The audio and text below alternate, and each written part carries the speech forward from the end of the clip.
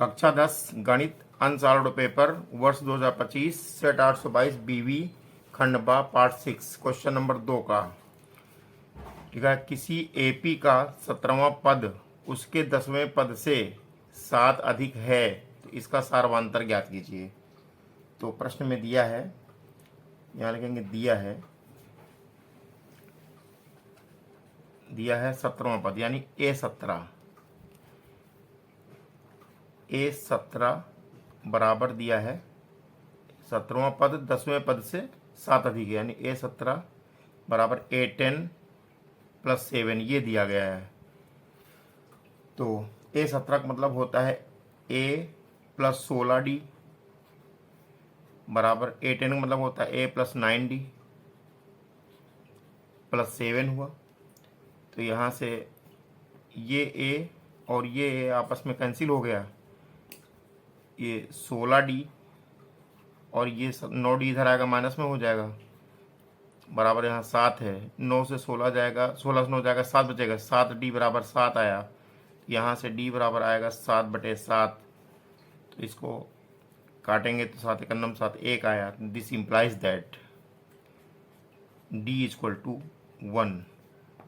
यही हमारा आंसर। और सार्वंतर पूछ रहा है, लिखेंगे अतः सार्वंतर बराबर, अतः सार्वंतर बराबर 1। यही हमारा आंसर हो गया। क्वेश्चन नंबर 2 का खा। समीकरण √2x² + 7x + 5√2 बराबर 0 के मूल ज्ञात कीजिए। हल करेंगे इसको हम। ये समीकरण दिया है √2x² + 7x + 5√2 बराबर 0। इसको हल करना है तो पहले गुणनखंड करेंगे। यहाँ हम ये √2 पहले लिखा है, लिख देंगे √2 गुणे, फिर ये लिखा 5√2, इसको लिखेंगे, गुणा करेंगे तो आ जाएगा 5 दूना 10, ये 10 हुआ। अब हम कोई ऐसी दो गिनतियाँ लेंगे जिनको गुणा करेंगे 10 आए लेकिन उनका जोड़ 7 आए। मतलब 10 के ऐसे दो गुणनखंड करने हैं जिनको गुणा करने पे 10 हो जाए लेकिन जोड़ने पे 7 हो जाए। तो ये हो जाएगा 5 दूनी 10, 5 × 2 लिखेंगे बराबर 10 आया यहाँ पर, और 5 में 2 जोड़ेंगे तो 7 आ जाएगा, ये बराबर 7 हुआ। यही चीज़ हम यहाँ लिखेंगे। ये √2x² हुआ प्लस इस 7 की जगह लिखेंगे 5 + 2, तो यहाँ लिख देंगे 5 + 2 और ये x रहेगा प्लस 5 √2 ये बराबर 0 हुआ। अब हम ब्रैकेट खोलेंगे तो √2x² आया प्लस 5x आया प्लस 2x आया प्लस 5 √2 हुआ = 0। अब इसको लिखेंगे √2x² प्लस 5x प्लस इस 2 को लिख सकते हैं √2 × √2 2 बार, √2 × √2 और ये x लिखा, x लिख देंगे प्लस 5 √2 लिखेंगे हम बराबर 0 हुआ। अब हम जोड़ा बनाएंगे। पहला जोड़ा यहाँ से लेकर यहाँ तक है, ये पहला जोड़ा है यहाँ से लेकर के यहाँ तक, और दूसरा जोड़ा यहाँ से लेकर यहाँ तक बनेगा।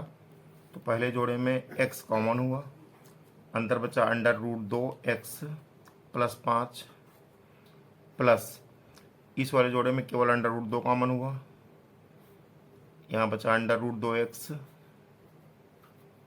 प्लस ये वाला 5 बचा, √2 तो बाहर हो गया बराबर 0 आया। तो यहाँ से हो गया √2x प्लस 5 वाला ब्रैकेट यहाँ पर भी कॉमन हो गया, तो बचा x प्लस √2 बराबर 0 हुआ यहाँ पर। तो अब हम बीच से बाउंड्री खींचेंगे, इधर लिखेंगे √2x प्लस 5 बराबर 0 और इधर लिखेंगे x प्लस √2 बराबर 0। तो यहाँ से √2x बराबर -5 आया, यहाँ पर x बराबर आया -5/√2। इसी प्रकार यहाँ होगा x बराबर -√2। तो एक आंसर यहाँ पर है और दूसरा यहाँ पर। तो अगर सामूहिक उत्तर लिखेंगे तो उत्तर लिखेंगे यहाँ पर उत्तर ये होगा x बराबर -√2 कॉमा -√2 ये आ गया -5/√2। यही हमारा आंसर हो गया। क्वेश्चन नंबर 2 का गा। क्वेश्चन नंबर 2 के गा में लिखा हुआ है एक त्रिभुज ABC की भुजा DC पर BC पर D एक बिंदु है। ये B लिखा है। BC पर D एक बिंदु है। इस प्रकार है कि कोण ADC बराबर कोण BAC है। तो सिद्ध कीजिए CA² बराबर CB गुणे CD। हल करेंगे यहाँ पर हम। तो प्रश्न में दिया गया है कि एक त्रिभुज ABC है, तो बनाएंगे त्रिभुज ABC। ये हमारा त्रिभुज A हुआ, ये B हुआ और ये C हुआ। BC पर एक बिंदु D यहाँ हमने ले लिया। ये BC पर बिंदु D हो गया यहाँ पर, मान लीजिए। इस प्रकार है कि कोण ADC बराबर BAC। तो इसको इससे मिलाएंगे। प्रश्नानुसार ये कोण, इसको थीटा माना गया। तो कह रहा कोण ADC बराबर होगा कोण BAC यानी इसके बराबर होगा। ये भी थीटा है, ये मान लिया हमने। कोण BAC यानी ये पूरा कोण इतना, ये थीटा है और ये इधर इतना थीटा है। तो देखिए हमको सिद्ध क्या करना है, यहाँ लिखेंगे सिद्ध करना है। सिद्ध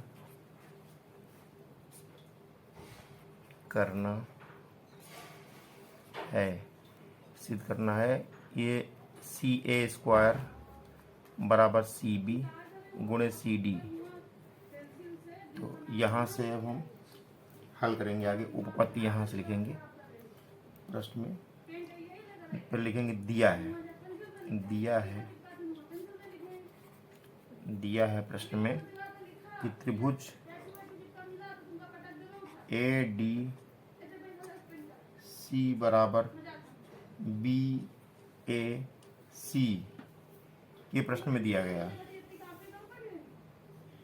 अब लिखेंगे उपपत्ति। यहाँ हेडिंग पड़ेगी उपपत्ति।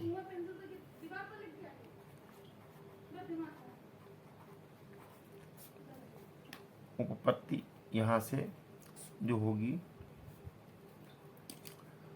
उपपत्ति में कोण C उभयनिष्ठ है। प्रश्न में ये, हाँ ठीक है, ये दिया है। तो उपपत्ति में लिखेंगे हम, चूंकि कोण ADC बराबर कोण BAC, यह लिख देंगे ब्रैकेट में दिया है, ये दिया है हमको। तथा कोण C इस वाले त्रिभुज में, ये जो त्रिभुज हमारा बना है, इस त्रिभुज में भी कोण C है, याद रखिए। और ये जो बड़ा वाला त्रिभुज हमारा बन रहा है, इस त्रिभुज में भी कोण C है। अगर इसको हम बनाएंगे यहाँ पर भी C, तो कोण C दोनों में उभयनिष्ठ है। यहाँ इस वाले में भी है, इस बड़े वाले में भी है। तो लिखेंगे कोण C तथा कोण C दोनों त्रिभुजों में उभयनिष्ठ है। दोनों त्रिभुजों में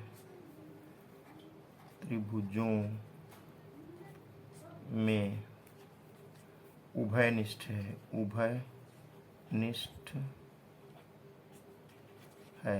है।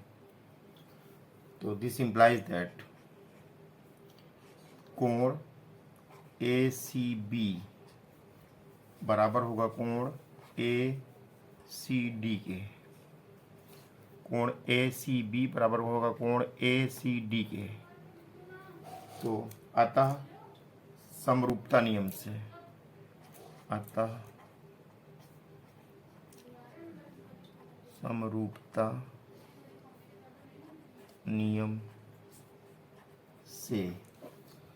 समरूपता नियम से होगा त्रिभुज ABC के समरूप होगा त्रिभुज ADC के।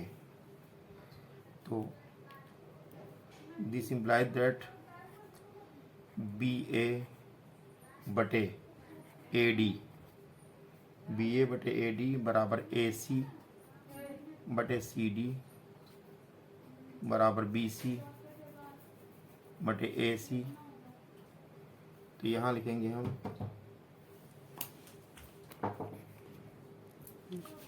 अब लिखेंगे ए सी बटे सी डी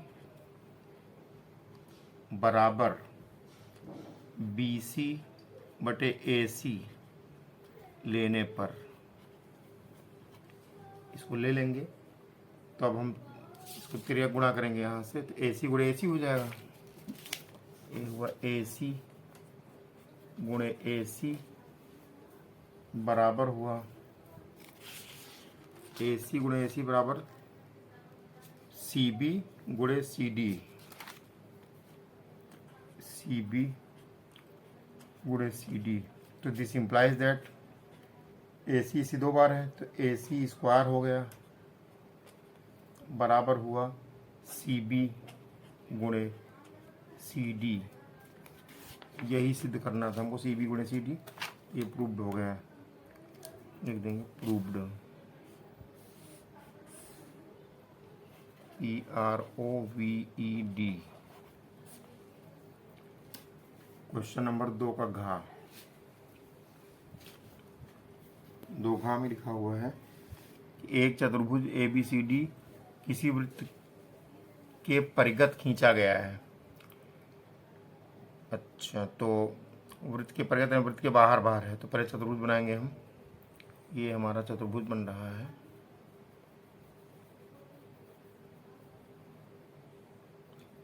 इस तरह को चतुर्भुज बनाया, ये वृत्त के परिगत है, तो इसके अंदर वृत्त बनाने का हम प्रयास करेंगे।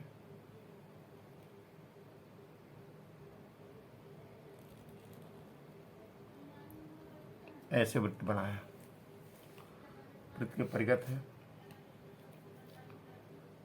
चतुर्भुज वृत्त के परिगत है यहाँ पर। तो फिर लिखा है सिद्ध कीजिए कि A B plus C D बराबर A D plus B C. तो पहले हम इसमें बिंदु लिखेंगे, इसको हमने नाम लिख दिया, इसका नाम हमने रखा है यहाँ पर ए, इसको बी कहा, ये सी है और ये डी है। जहाँ जहाँ ये स्पर्श कर रहा है इसको हमने पी कह दिया, इस बिंदु को। यहाँ पे भी, यहाँ क्यू हो गया, यहाँ पी, यहाँ क्यू हुआ, और यहाँ पे हमने आर लिखा, इस वाले बिंदु को हमने एस लिखा। तो अब यहाँ लिखेंगे, हल करेंगे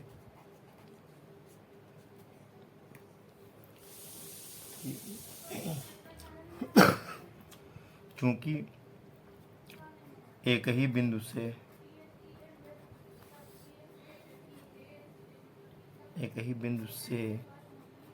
खींची गई स्पर्श रेखाएं बराबर होती हैं, खींची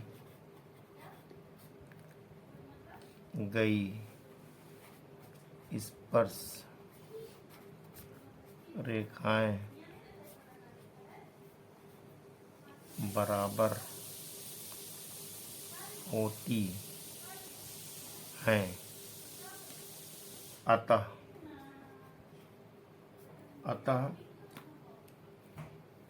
AP बराबर होगा AS, ये समीकरण नंबर 1 हुआ। फिर BP बराबर BQ होगा, ये समीकरण नंबर 2। फिर CR बराबर होगा CQ, समीकरण नंबर 3 आ गया। फिर DR बराबर हुआ DS, ये समीकरण नंबर 4 हुआ। तो अब हम लिखेंगे यहाँ पर समीकरण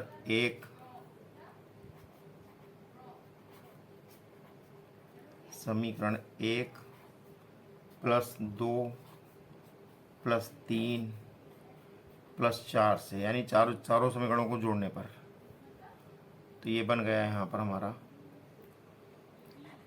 AP प्लस BP इधर किधर जोड़ेंगे, A P plus B P plus C R plus D R बराबर वहाँ हुआ, इधर हुआ ए एस, ये ए एस हुआ प्लस बी क्यू हुआ प्लस सी क्यू हुआ और प्लस डी एस हुआ। तो इसको थोड़ा सा ऐसे लिखेंगे, A P plus B P plus C R plus D R. इसको एक ब्रैकेट में कर देंगे, इसको दूसरे ब्रैकेट में कर देंगे, इधर थोड़ा हल्का चेंज करेंगे, A S plus D S एक साथ लिख देंगे plus B Q plus C Q एक साथ लिख देंगे। ये A S plus D S ऐसे होगा, ये B Q plus C Q एक साथ हो गया यहाँ पर। तो ये A P plus B P बराबर होता है ए बी के, A P plus B P बराबर ए बी होगा, यहाँ ए बी लिखेंगे प्लस ये सी डी के बराबर होगा, सी डी लिखेंगे बराबर, यहाँ हुआ A S plus D S बराबर हुआ A D plus B Q plus C Q बराबर बी सी होता है, यहाँ बी सी लिख देंगे।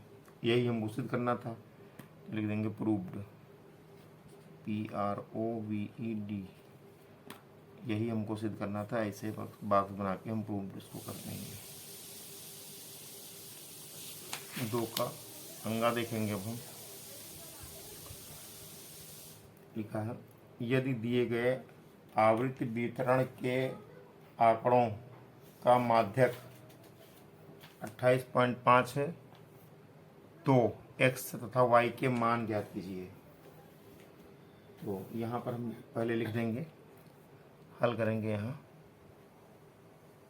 ये हल हो रहा है। हल में सबसे पहले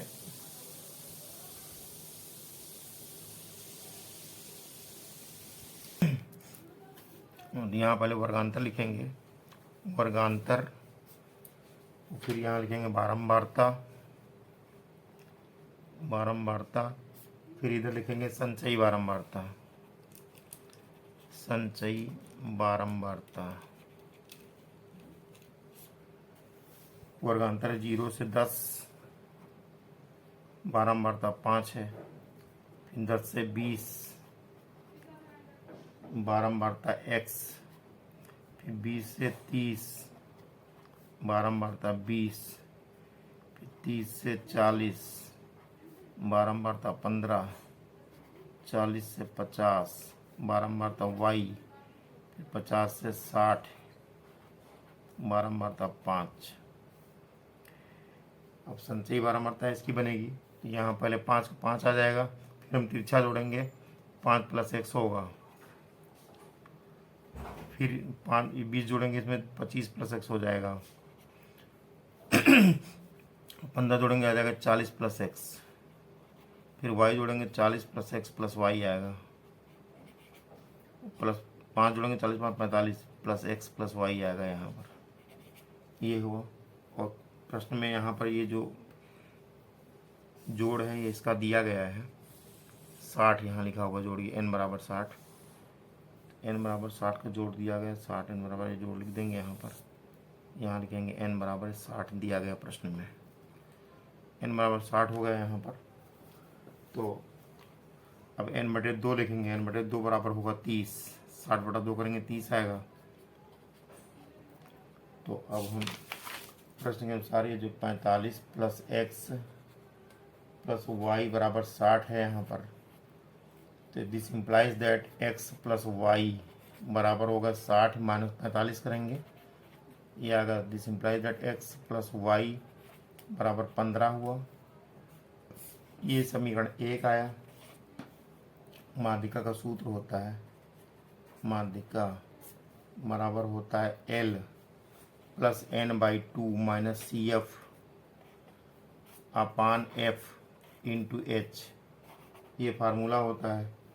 तो यहाँ माध्यिका दिया गया प्रश्न में 28.5 बराबर यहाँ L, तो माध्यिका वर्ग जो हमारा होगा ये माध्यिका वर्ग इसके अंतर्गत आएगा, ये 25 प्लस एक्स के अंतर्गत ये आएगा हमारा। तो क्योंकि यहाँ ये 15 है, एक ज़्यादा 30 आ रहा, 30 जो है 25 से ज़्यादा ही होगा इसी, तो एल का मान यहाँ पर हो गया 20, तो ये एफ है और ये हो गया सी एफ।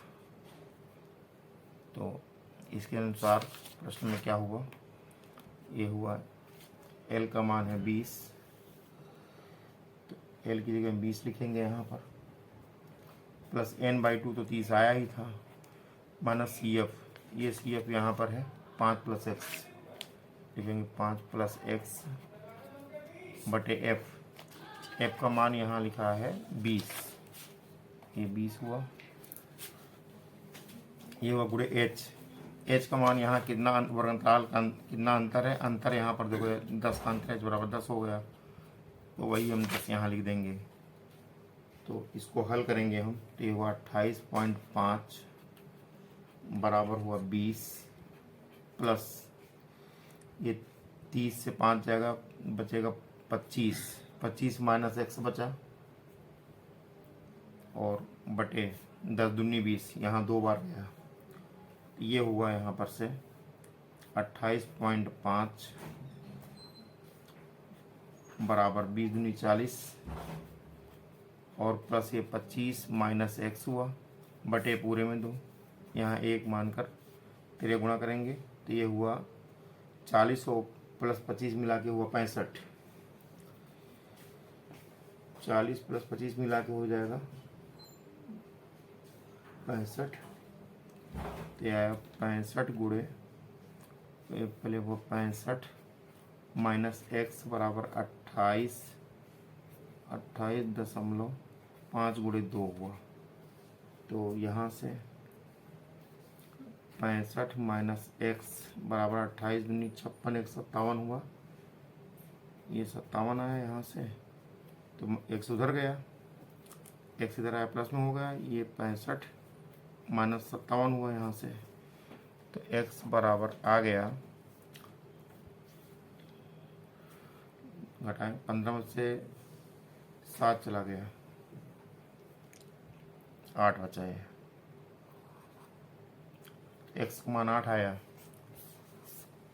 तो एक्स का यह मान समीकरण 1 में रख देंगे, तो वाई का मान आ जाएगा, एक्स का यह मान समीकरण 1 में रखने पर y बराबर आएगा, यहाँ से y बराबर यहाँ होगा 15 माइनस एक्स का मान 8 आया, तो y बराबर हो गया 7,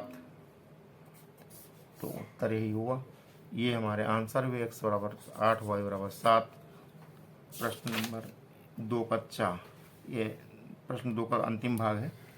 इसी कारण 12 खराब पेन 32 अच्छे पेनों में मिल गए।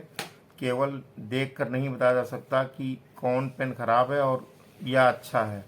इस मिश्रण में से एक पेन यदि अच्छा निकाला जाता है, निकाले गए पेन के अच्छा होने की प्रायिकता क्या कीजिए। तो हल करेंगे प्रश्न को, तो यहाँ लिखेंगे कुल पेन, कुल पेन में 12 खराब है, 12 खराब पेन प्लस 132 अच्छे पेन, यही मिला कि सब कुल पेन होंगे, तो बराबर हो जाएंगे 144 पेन।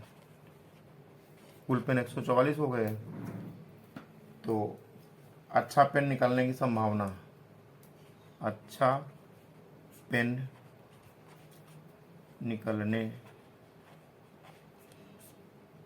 की संभावना बराबर 132, 132 से अच्छे हैं, तो प्रायिकता बराबर, तो प्रायिकता बराबर होता है आने की संभावना बटे कुल संभावना।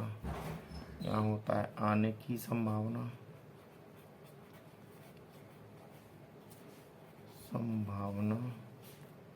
बटे कुल संभावनाएं,